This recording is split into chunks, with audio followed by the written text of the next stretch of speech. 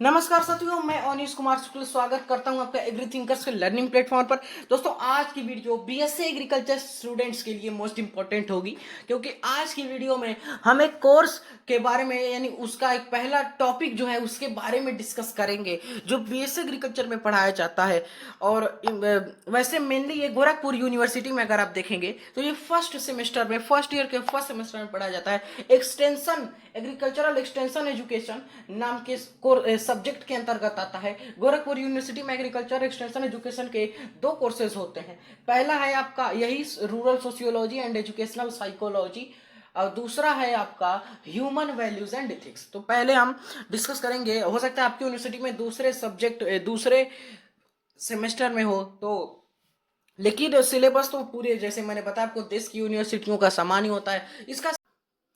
तो दोस्तों, आज की वीडियो में हम rural sociology and educational psychology course का जो पहला टॉपिक है जिसका नाम है sociology and rural sociology, definition and scope, यानी समाजशास्त्र और ग्रामीण समाजशास्त्र, उसकी यानी परिभाषा क्या है, उसका क्षेत्र यानी स्कोप क्या है, उसके बारे में हम डिस्कस करेंगे। पहले यहाँ पर देखिए सोशियोलॉजी, ठीक है। सोशियोलॉजी टर्म, अब देखिए ये सबसे अच्छा, ये तुरंत एज इट इज पूछ लिया जाएगा, मैं बता रहा हूँ आपको। अब देखिए सोशियोलॉजी टर्म जो है ये ग्रीक, देखिए इसमें ये मिलावट है, जैसे कि आपका पोमोलॉजी है, ग्रीक वर्ड भी है उसमें, लैटिन भी है, दोनों का मिलावट है।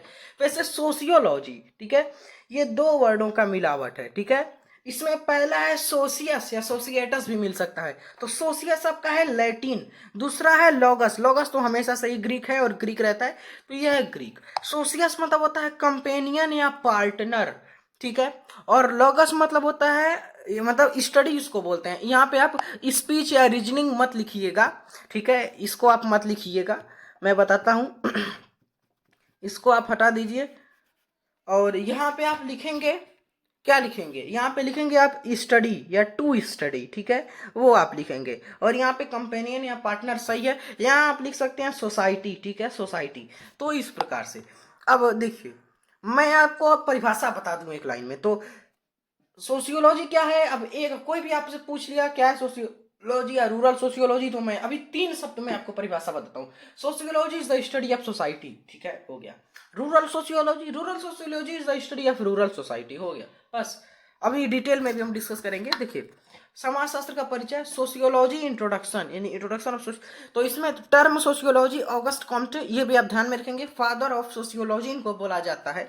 ऑगस्ट कॉम्टे को 1837 में इनका जन्म हुआ था, 1798 में मृत्यु 1857 में हुई थी, सितंबर 1857 में।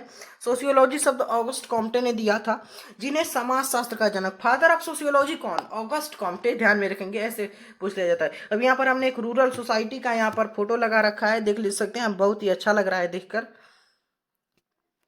तो इसको आप देख सकते हैं, ठीक है। अब देखिए समाज की परिभाषा, डेफिनेशन सोसाइटी, लोगों का समूह जो सामूहिक गतिविधियों के लिए एक दूसरे से कम या अधिक परस्पर संबंध रखते समाज कहलाता है। यानी कुछ ऐसा ग्रुप होगा, अभी ग्रुप क्या होगा वो अभी आगे बताएंगे आपको। देखिए समाज है कुछ लोगों का ऐसा समूह जो कम या ज्यादा जरूरतों के लिए, गतिविधियों के लिए एक दूसरे पर निर्भर करते हैं, उसको कहते हैं समाज, ठीक है, परस्पर यानी निर्भरता। ग्रुप ऑफ पीपल, वही इंग्लिश में मैंने लिखा हुआ है, group of people who are more और लेस, ठीक है, interconnected with each other for collective activities, okay. समाज की 3 मुख्य लक्षण है, कौन कौन से, पहला है आपका इंटरडिपेंडेंट, अगर इंटरडिपेंडेंट है तो समाज परस्पर निर्भरता है, पर प्रत्यक्ष हो या अप्रत्यक्ष यानी परोक्ष हो, ठीक है। सहयोग यानी देखिए 3 यहाँ पे लक्षण है समाज के, इंटरडिपेंडेंट, कोऑपरेशन, लिंकनेस, ठीक है, लिंकनेस नहीं लाइकनेस होगा। तो कोऑपरेशन मतलब सहयोग के बिना कोई समाज अस्तित्व नहीं रह सकता, सहयोग भी होना चाहिए। तीसरा है लाइकनेस यानी समानता, किसी समाज की महत्वपूर्ण शर्त यानी प्री जो रिक्विसाइट है, ठीक है, रिक्विसाइट है। तो 3 यहाँ पे लक्षण समाज के, कौन कौन से, तो यहाँ पे है इंटरडिपेंडेंट पहला, दूसरा है कोऑपरेशन, तीसरा है लाइकनेस, ठीक है। अब देखिए समाज स्वयं एक संघ है, एक संगठन है।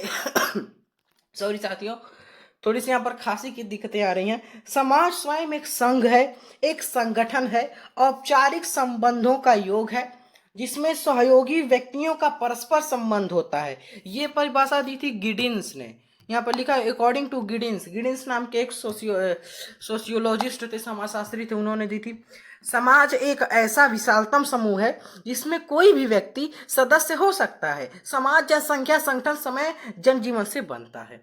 ये परिभाषा दी थी कौन? तो A.W. ग्रीन ने। ग्रामीण समाज की विशेषताएं, कैरेक्टरिस्टिक्स ऑफ रूरल सोसाइटी, क्या क्या विशेषताएं की? पहला, कृषि ही मुख्य व्यवसाय, agriculture as the main occupation. पता भी आपको, जो ग्रामीण लोग होते हैं, रूरल पीपल होते हैं, उनका जो मेन ऑक्यूपेशन होता है, मुख्य व्यवसाय क्या होता है? तो एग्रीकल्चर, कृषि होता है। ये कहा जाता है कि देश की लगभग 70% जनसंख्या कृषि पर निर्भर है, वैसे 69.2% है। तो वही यहाँ पर लिखा है, देख लीजिए, वही यहाँ पर लिखा गया है, ठीक है। तो इसको एक बार हम पढ़ भी लेते हैं। देखिए, भारतीय ग्रामीण समाज में कृषि मुख्य व्यवसाय पाया जाता है। भारत में अधिकतर जनसंख्या 69.2% गांव में ही पाई जाती है। अतः सभी लोगों का कृषि कार्य से जुड़ने के कारण उनका मुख्य व्यवसाय कृषि ही माना जाता है। जैसे कि आप लोग जानते भी होंगे कि हमारा राष्ट्रीय व्यवसाय कृषि है, ठीक है। भारतीय ग्रामीण समाज में कृषि व्यवसाय की प्रधानता है। फिर देखिए, सरल रहन सहन, सिंपल लिविंग। अब ये सिर्फ आपको रूरल कम्युनिटी में ही देखने को मिलेगी, अर्बन सोसाइटी में थोड़ी आपको देखने को मिलेगी। जो हमारे गांव के लोग होते हैं, ये बहुत ज़्यादा सीधे साधे लोग होते हैं, ज़्यादा दिखावा में ये लोग विश्वास नहीं करते, ठीक है। ऐसे ही सरल रहन सहन होगा, एकदम सिंपल लिविंग होता है, ज़्यादा ये लोग दिखावटी नहीं करते। जबकि शहर, वो मैं आपको यानी अर्बन कम्युनिटीज़ में ही देखने को मिलता है, ठीक है, उसको आप देखेंगे। अब यहाँ पर लिखा हुआ है, वही मैं पढ़ देता हूँ। भारतीय ग्रामीण समाज की मुख्य विशेषता सादा जीवन है। दिखावे से ग्रामीण लोग प्राय अछूत रहते हैं, दूर रहते हैं। ग्रामीण लोग अपना परंपरागत भोजन व वस्त्र शैली को अच्छा मानते हैं।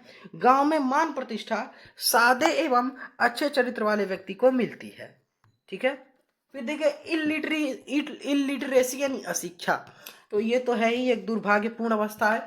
जो ग्रामीण समाज है, हमारी रूरल सोसाइटी है, उसमें इलिटरेसी ज़्यादा है, अशिक्षा ज़्यादा है, ठीक है। वैसे सरकार के द्वारा कदम भी उठाए जा रहे हैं, तब भी अशिक्षा है ही ज़्यादा।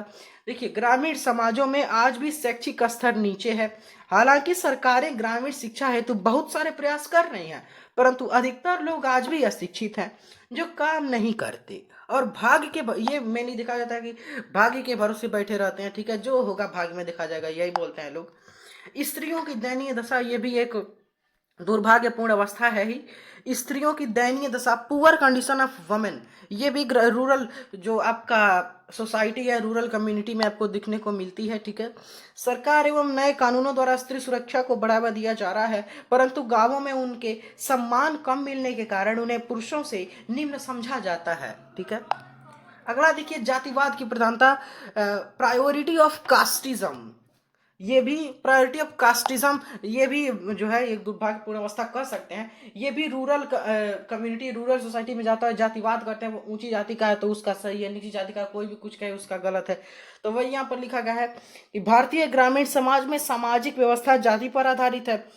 उच्च जाति भले ही उसके योग्य न हो, पर उसका स्थान हमेशा सदैव उच्च रहता है, ठीक है।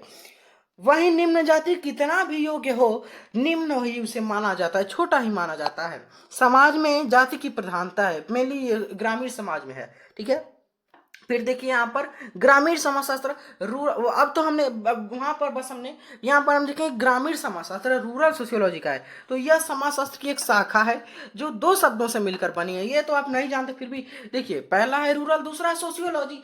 नहीं जानते फिर भी लिख लेंगे कि शाखा है समाजशास्त्र की, यानी sociology is the branch, rural sociology is the branch of sociology that, यानी जो है आपका दो शब्दों से मिलकर बनी है, पहला रूरल, दूसरा सोशियोलॉजी। अब यहाँ पर परिभाषा में आपको बता दूं, जो आप कहीं भी चिपका सकते हैं, किसी कहीं भी पूछा जाए रूरल सोशियोलॉजी का, वो मैंने आपको बताया था। Rural sociology is the branch of sociology which deals with the study of people, यानी ग्रामीण समाजशास्त्र, समाज। ये वाली परिभाषा अगर आप कहीं भी चिपका रहे हैं तो एक कंडीशन यहाँ पे अप्लाई होगी। अगर आप रूरल सोशियोलॉजी कर रहे हैं तो rural sociology is the branch of sociology which deals with the study of rural people, यानी ग्रामीण समाजशास्त्र ग्रामीण लोगों का अध्ययन है। यानी ग्रामीण समाजशास्त्र की वह शाखा है जो ग्रामीण लोगों के अध्ययन से संबंधित है, ठीक है। ये आप कह सकते हैं। फिर डेफिनेशन यहाँ पर लिखा भी है, देखिए, समाजशास्त्र की वह शाखा जिसमें ग्रामीण वातावरण, प्राय कृषि मानव में मानवीय संबंधों का प्रत्यक्ष या प्रत्यक्ष रूप से अध्ययन किया जाता है उसे ग्रामीण समाजशास्त्र कहते हैं। लक्षण देखिए ग्रामीण समाज का। ग्रामीण समाज की संरचना एवं विकास का वैज्ञानिक है, ठीक है। यह ग्रामीणों के व्यवहार व दृष्टिकोण का अध्ययन है। ग्रामीण समाज की जरूरतों व उनके हितों का अध्ययन है। यह ग्रामीण क्षेत्रों में सामाजिक स्थितियों का अध्ययन है। ग्रामीण समाज की सांस्कृतिक, सामाजिक, राजनीतिक, धार्मिक समस्याओं की खोज व उनके निवारण का अध्ययन है, ठीक है। फिर यहाँ पर देखिए विषय वस्तु। अब देखिए जो आपका लास्ट वाला टॉपिक है, स्कोप ऑफ रूरल सोशियोलॉजी। ग्रामीण समाजशास्त्र का क्षेत्र का है, जैसे कि आपका टॉपिक में भी था sociology and rural sociology definition scope. तो अब स्कोप देखेंगे हम रूरल सोशियोलॉजी का। यह मुख्य रूप से 3 क्षेत्रों में कार्य करती है। पहला सब्जेक्ट मैटर, दूसरा है रिसर्च, तीसरा है solving the problems. Okay, subject matter क्या है रूरल सोशियोलॉजी का? ये देखिए 3 स्कोप है, सब्जेक्ट मैटर, ठीक है, दूसरा रिसर्च और तीसरा है सॉल्विंग द प्रॉब्लम्स, ठीक है। यहां पर देखिए सब्जेक्ट मैटर यानी विषय वस्तु में इसमें सबसे पहले ग्रामीण लोगों के साथ बात की जाती है तथा उनसे उनके सामाजिक ज्ञान को एकत्र किया जाता है। पूर्व एवं वर्तमान के हालातों को देखकर उन्हें मिलाकर समाज की समस्याओं को खोजा जाता है। ये पहला स्टेप हो गया। दूसरा जो उसका चरण है, दूसरा जो उसका स्कोप है वो है रिसर्च एंड अनुसंधान। अनुभवजन्य शोध प्रक्रियाओं द्वारा ग्रामीण समाज की समस्याओं एवं उनके ज्ञान पर गहराई से अध्ययन किया जाता है तथा एक ग्रामीण समाजशास्त्री इन शोध के आधार पर आंकड़े जुटाता है जो आगे इस काम में आते हैं। अब लास्ट जो चरण है यहाँ पर हमारा जो लास्ट स्कोप है, तीसरा स्कोप है, वो है सॉल्विंग द प्रॉब्लम्स, ठीक है। आप तीनों का नाम कम से कम याद रखेंगे और हो सकेगा तो आप इसका जो डिस्क्रिप्शन है, ये तीनों में लाइन बता रहा हूँ जो इसके बारे में, वो भी आप याद रखेंगे, ठीक है। ठीक है, तीसरा क्या है? सॉल्विंग द प्रॉब्लम, समस्याओं का हल। ये लास्ट है। विषय वस्तु एवं अनुसंधान से प्राप्त आंकड़ों एवं ग्रामीण समाज के लोगों से प्राप्त सामाजिक ज्ञान के आधार पर विश्वास रखते हुए उन समस्याओं का बारीकी से अध्ययन करके ग्रामीण समाज की समस्याओं को हल किया जाता है। तो यहाँ पर 3 स्कोप थे। पहला क्या क्षेत्र था? पहले मैं आपको, अब देखिए एक बार पूरे टॉपिक को मैं फिर से डिस्कस कराता हूँ, ठीक है। सोशियोलॉजी, सोशियोलॉजी 2 टर्मों से बना है। सोशियस जो है लैटिन, दूसरा है लॉगस जो है ग्रीक। यानी सोशियोलॉजी पहला है सोशियस जो है लैटिन और दूसरा है लॉगस जो है ग्रीक। सोशियस का मतलब होता है कंपेनियन या पार्टनर, इसको बोल सकते हैं स्टडी, और लॉगस का मतलब होता है टू स्टडी, यानी study of society is called sociology, study of society that is called sociology. फिर है रूरल सोशियोलॉजी। तो रूरल सोशियोलॉजी 2 वर्ड से मिलकर रूरल सोशियोलॉजी। रूरल सोशियोलॉजी जो है वो यानी जो रूरल सोशियोलॉजी है, ग्रामीण समाजशास्त्र है। इस समाजशास्त्र की वह शाखा है जो ग्रामीण लोगों का अध्ययन करती है, यानी ग्रामीण जो सोसाइटी है, रूरल सोसाइटी, ग्रामीण समाज का अध्ययन करती है। यानी rural sociology is the branch of sociology which deals with the study of rural society, ठीक है। अब स्कोप क्या है रूरल सोशियोलॉजी का? तो 3 स्कोप है। पहला है सब्जेक्ट मैटर, दूसरा है रिसर्च और तीसरा है सॉल्विंग द प्रॉब्लम्स। यानी पहला है विषय वस्तु, दूसरा अनुसंधान, तीसरा समस्याओं का हल। तो ये आपका पूरा का पूरा टॉपिक यहाँ पर कंप्लीट हुआ। अब मिलते हैं दूसरे टॉपिक में। यहाँ पर इंस्ट्रक्शंस आप फॉलो कर सकते हैं। पीडीएफ के लिए आप ज्वाइन करेंगे टेलीग्राम चैनल, लिंक आपको मिल जाएगा डिस्क्रिप्शन सेक्शन में ऊपर कॉर्नर पर ही, और वहीं पर आपको व्हाट्सएप ग्रुप का लिंक मिलेगा, वहाँ से आप जुड़कर अपनी क्वेरीज हमसे सॉल्व कर सकते हैं। वहाँ पर हमारा पर्सनल कॉन्टैक्ट नंबर भी है, वहाँ से आप हमें कॉन्टैक्ट भी कर सकते हैं, ठीक है। और टेलीग्राम पर पीडीएफ आपको अभी आज ही इसका मिल जाएगा, वहाँ से आप डाउनलोड करके अपना नोट्स बना सकते हैं, पीडीएफ निकालिए, पढ़ उसको, कुछ भी आप कर सकते हैं। तो अब 11th और 12th और एग्रीकल्चर, 11th 12th एग्रीकल्चर की क्लासेस भी हमने स्टार्ट कर दी हैं बीएससी एग्रीकल्चर फर्स्ट सेमेस्टर के साथ साथ। तो सारी पीडीएफ आपको भली भांति उसी दिन, जिस दिन क्लास आ रही है उसी दिन आपको मिल जा रहा है टेलीग्राम चैनल पर। तो उसको आप डाउनलोड करके पढ़ सकते हैं। आपको किसी दूसरे चैनल पर भटकने की जरूरत नहीं पड़ेगी। आपको करना इतना है कि एग्री थिंकर्स के साथ जुड़े रहना है। आप एकदम तैयारी हम A1 क्वालिटी कंटेंट मैटर के साथ करेंगे। तो मिलते हैं किसी और नेक्स्ट नॉलेजेबल वीडियो में। Thanks for watching, have a nice day, take care.